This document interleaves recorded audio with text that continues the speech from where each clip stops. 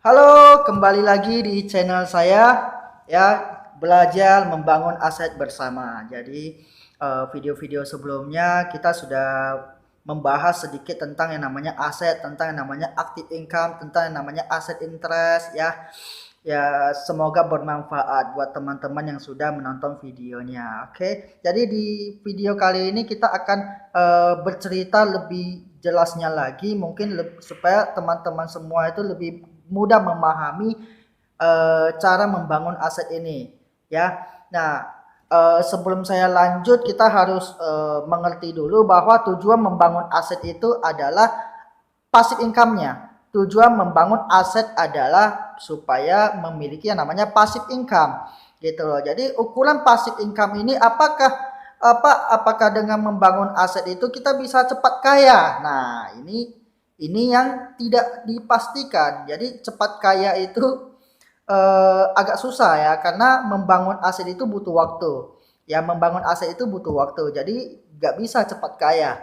Nah, jadi tujuan utama membangun aset itu adalah supaya passive income. Jadi angka passive income ini fleksibel sesuai dengan kebutuhan setiap orang, beda-beda gitu loh. Jadi target utama membangun passive income itu adalah, coba Anda bayangkan kalau misalnya nih Anda tidak ngapa-ngapain setiap hari santai selama 1 bulan, 2 bulan santai, ya Anda tidak ngapa-ngapain, ya, tapi kebutuhan keluarga Anda itu tetap bisa terpenuhi melalui yang namanya passive income ini.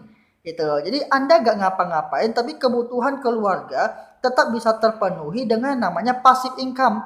Nah, apakah Anda sudah termasuk salah satu orang kaya? Nah, itu bisa saja disebut sebagai kaya. Artinya Anda itu ya sudah berkecukupan gitu loh. Jadi kebutuhan Anda itu sudah bisa dipenuhi ya, tanpa Anda itu harus bekerja keras lagi. Nah, itu tujuan passive income.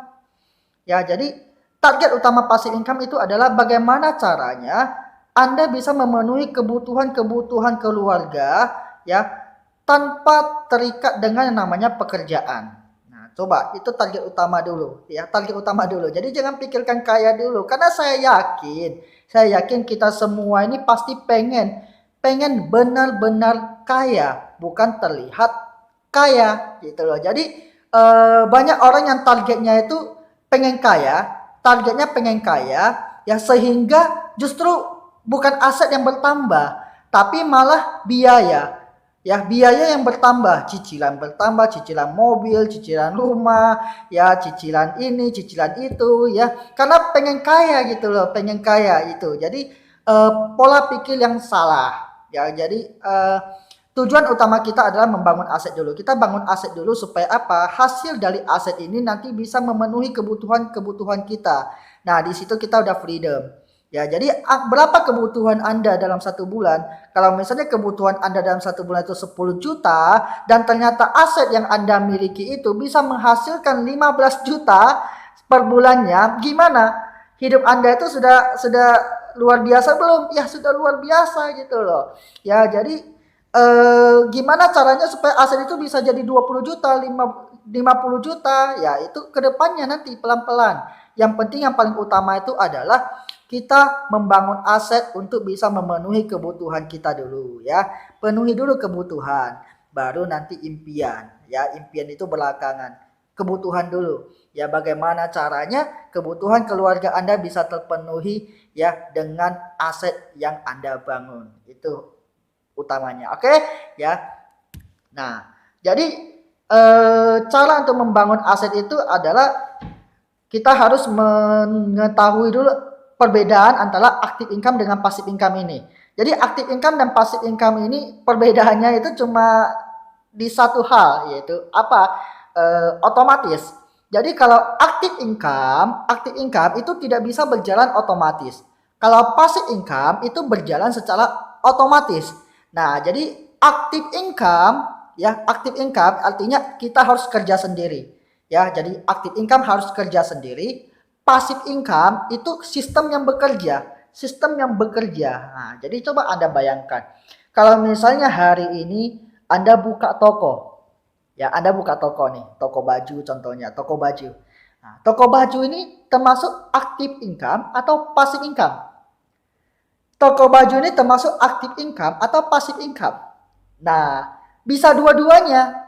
Kenapa bisa dua-duanya? Karena kalau toko baju ini ya tidak bisa berjalan tanpa adanya Anda, itu artinya active income. Jadi Anda tuh harus tetap ada di sana ya, mengurus toko, buka toko, tutup toko, melihat karyawan, melihat barang ya, melayani pelanggan dan lain-lain. Itu namanya active income. Tapi kalau toko ini bisa berjalan tanpa Anda, itu artinya passive income.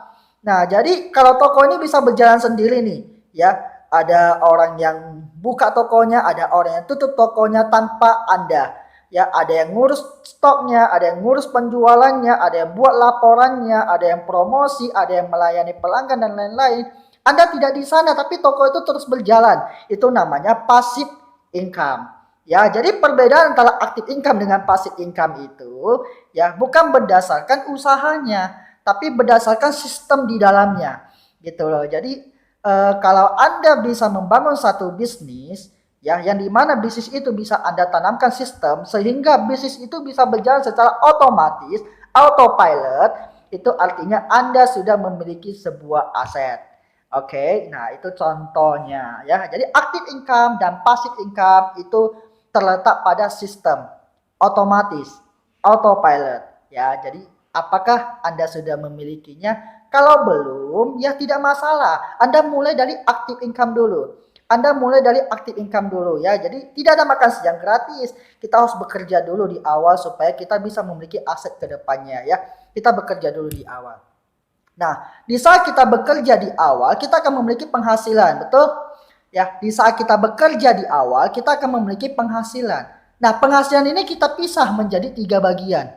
Penghasilan ini kita pisah menjadi 3 bagian. Ya, bagian pertama itu adalah kebutuhan untuk memenuhi kebutuhan keluarga kita, memenuhi kebutuhan istri, anak dan lain-lain ya. Yang kedua itu adalah untuk keamanan ya sebagai cadangan kalau tiba-tiba ban bocor, kereta rusak, handphone rusak atau mungkin sesuatu yang ekstrem terjadi, mungkin ada yang sakit dan lain-lain, kita punya uang ya, kita punya dana keamanan sebagai cadangannya ya.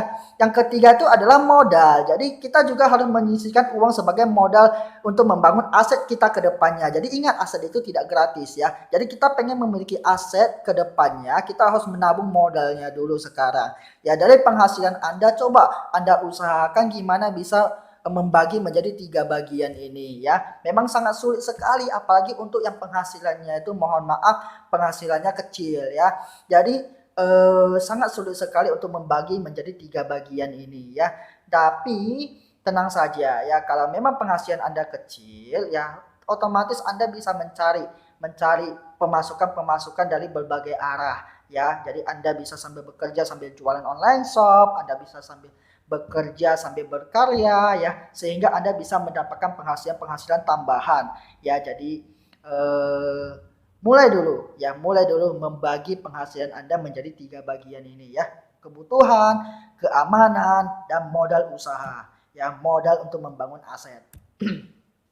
Nah, terus untuk uang yang Anda pisahkan ya, uang yang Anda pisahkan tadi, kebutuhan otomatis akan terpakai habis. Kebutuhan akan terpakai habis. Nah, untuk dana keamanan dan modal aset, untuk dana keamanan dan modal aset ya, Anda simpan uang-uang ini di aset interest. Nah, jadi uang keamanan dan modal untuk membangun aset ini Anda simpan di aset interest. Nah, jadi Anda jadikan uang keamanan dan uang modal ini untuk menghasilkan uang lagi. Nah, di aset interest. Apa itu aset interest? Nah, aset interest itu ada 4 seperti yang udah saya jelasin di video sebelumnya, yaitu rekening bank, reksadana, deposito, dan emas ya. Ada 4 ini ya. Jadi Anda boleh pilih yang mana saja terserah ya, sesuai dengan kebutuhan Anda. Nah, jadi saya bisa memberikan beberapa saran kepada kalian ya untuk meletakkan uangnya itu di mana ya. Jadi kalau untuk uang keamanan ya Anda bisa simpan di rekening bank atau emas ya. Jadi dua ini disarankan. Kenapa disarankan? Ya karena dua ini adalah tipe penyimpanan uang yang cepat untuk pencairannya gitu loh. Jadi uang keamanan itu kan kita butuhkan di saat kondisi kritis, di saat kondisi yang sangat membutuhkan. Jadi di saat kondisi kritis kita butuh uang, maka uang itu harus cepat ada gitu loh. Uang itu harus cepat ada. Ya, jadi kalau uang itu kita simpan di rekening bank, otomatis di saat kritis itu kita bisa langsung ambil uangnya di rekening bank gitu. Nah, kalau uang itu kita simpan di emas dan tiba-tiba ada kondisi kritis, mungkin bisa langsung kita jual emasnya. Ya, emas itu mungkin akan sedikit makan waktu. Ya, rekening akan lebih cepat ya, fleksibel ya. Jadi yang penting dibandingkan dengan deposito ya yang ada jangka waktu bulanannya akan lebih lama. Ya, jadi rekening bank sama emas itu disarankan kalau Anda mau menyimpan dana keamanan Anda. Oke. Nah, untuk modal yang kedepannya akan digunakan untuk membangun aset ya, Anda bisa simpan modal ini di mana, di reksadana, di deposito, di emas gitu ya. Jadi reksadana, deposito, emas ya, pilih salah satu atau ketiga-tiganya silakan gitu loh. Nah, kalau deposito itu kan ada minimalnya ya, minimal 8 sampai 10 juta baru Anda bisa deposito. Nah, kalau uang Anda belum sampai 8 atau 10 juta ya, berapa ratus ribu Anda bisa coba di reksadana ya, seberapa juta Anda bisa coba di emas ya, sampai nanti 8-10 juta Anda bisa pindahkan ke deposito ya. Silakan lakukan saja ya, yang penting Anda simpan uangnya. Jadi modal untuk membangun aset kedepannya itu Anda bisa simpan di ketiga aset interest ini ya, reksadana, deposito atau emas. Silakan ya, setelah Anda simpan uangnya ini akan berguna untuk kedepannya ya, akan sangat berguna sekali. Nah, terus sisa uang kita kan sedikit, mau nabung di aset interest juga sedikit, terus bunga yang kita dapatkan otomatis sangat sedikit sekali. Nah, tenang saja ya, selain menyimpan uang modal aset ini di aset interest ya, Anda juga bisa menggunakan modal aset ini untuk diputar sebenarnya ya. Anda boleh saja menggunakan modal aset ini untuk diputar. Ya, diputar kemana? Ya tentunya di bisnis. Supaya apa? Supaya tabungan Anda ini bisa lebih besar nantinya ya. Diputar di bisnis. Nah, kalau misalnya Anda bingung mau bisnis apa, ya Anda bingung, Pak, saya punya uang nih beberapa juta. Kalau saya nabung aja kan sedikit keuntungannya gitu loh. Ya, saya pengen jadikan bisnis, tenang saja. Ya, Anda bisa gunakan beberapa juta ini untuk memulai bisnis. Nah, bisnis apa yang bisa Anda mulai? Kalau Anda bingung, nggak usah bingung-bingung. Ya, Anda tinggal gunakan cara beli grosir, jual ecer. Nah, beli grosir, jual ecer. Ya, terserah mau barang apa saja, mau elektronik lah, aksesoris handphone lah, atau spare part kereta lah, atau apalah ya, atau makanan dan lain-lain, cemilan, baju. Ya, silakan apa saja Anda boleh. Ya, semua bisnis punya pasar masing-masing. Jadi tidak ada istilah bisnis apa yang paling cocok dengan saat sekarang segala macam ya. Anda coba saja ya, Anda coba saja ya. Ya, beli grosir jual ecer ya, beli grosir jual ecer, ini otomatis akan meningkatkan modal Anda, meningkatkan tabungan Anda ya. Jadi hasil dari beli grosir jual ecer, hasilnya ya itu bisa Anda tabungkan lagi di aset interest, sehingga aset interest Anda itu akan semakin besar ke depannya. Oke.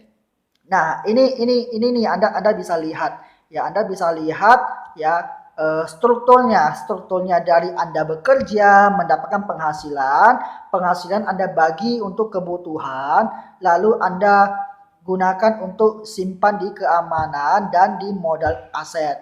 Ya, jadi di keamanan ini Anda lihat ya, Anda bisa nabung di bank, Anda bisa nabung di emas ya untuk dana keamanan. Untuk modal usaha, modal aset, Anda bisa nabung di reksadana, Anda bisa nabung di deposito, Anda bisa nabung di emas, atau Anda bisa gunakan modal aset ini untuk diputar di mana, di bisnis, yaitu dengan beli grosir jual ecer ya, beli grosir jual ecer. Nah, nanti hasil dari beli grosir jual ecer ini ya uangnya itu Anda gabungkan lagi ke income Anda. Ya, hasil dari beli grosir jual ecer ini penghasilannya Anda gabungkan lagi di income Anda sehingga income Anda itu semakin besar dan bisa Anda gunakan untuk di keamanan dan untuk nambah di modal asetnya lagi ya. Jadi strukturnya itu seperti ini.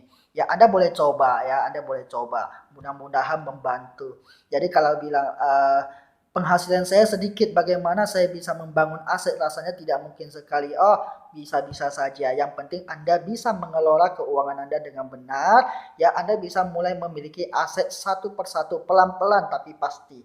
Ya. Nah, jadi di saat modal aset Anda nanti besar, Anda bisa membangun aset-aset berikutnya ya. Jadi sebenarnya aset interest itu adalah salah satunya. Aset interest adalah salah satunya ya. Masih ada beberapa aset yang mungkin akan kita bahas ke depannya. Apa itu? Ada aset royalty, ada aset cash flow, ada aset capital gain. Nah, jadi masih ada 3 aset yang bisa Anda miliki. Ya, tentunya ketiga aset ini butuh modal ya. Jadi ketiga aset ini butuh modal sehingga Anda harus nabung dulu di aset interest. Ya, Anda nabung dulu di aset interest ya supaya tabungan Anda ini besar ya dan Anda bisa gunakan untuk membangun aset-aset lainnya yaitu aset royalty, aset cash flow dan aset capital gain ya. Tapi aset yang termurah di antara 3 ini adalah aset royalty ya. Jadi di antara ketiga ini aset royalty itu murah. Ya, murah dan mudah ya. Ya, tidak termasuk mudah juga ya karena royalti ini butuh ide ya, butuh ide ya, dan butuh beberapa perlengkapan lainnya ya. Nanti akan saya jelasin di video berikutnya. Oke, jadi Anda sudah mengerti maksud saya ya. Anda sudah mengerti maksud saya. Anda bekerja supaya Anda punya penghasilan untuk bisa memenuhi kebutuhan hidup Anda. Sisa uangnya Anda simpan untuk dana keamanan di bank atau di emas dan Anda simpan sebagai modal aset Anda di reksadana, di deposito, di emas atau boleh juga Anda putar uang Anda di bisnis ya seperti dengan membeli barang-barang grosir lalu Anda jual secara ecer ya. Keuntungan Anda itu ditambahkan ke profit, ke income Anda sehingga tabungan Anda ini nanti akan semakin berlipat. Oke, supaya Anda punya modal yang besar nantinya untuk membangun aset royalty, aset cash flow dan aset capital gain. Oke ya.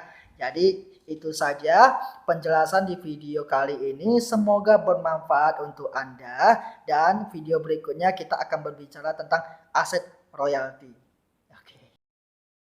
Banyak orang yang menyerah. Banyak orang yang putus asa. Banyak orang yang kehilangan harapan. Banyak orang yang kehilangan masa depan. Semua terjadi hanya karena kekurangan satu hal. Ya, mereka kekurangan tinggi badan.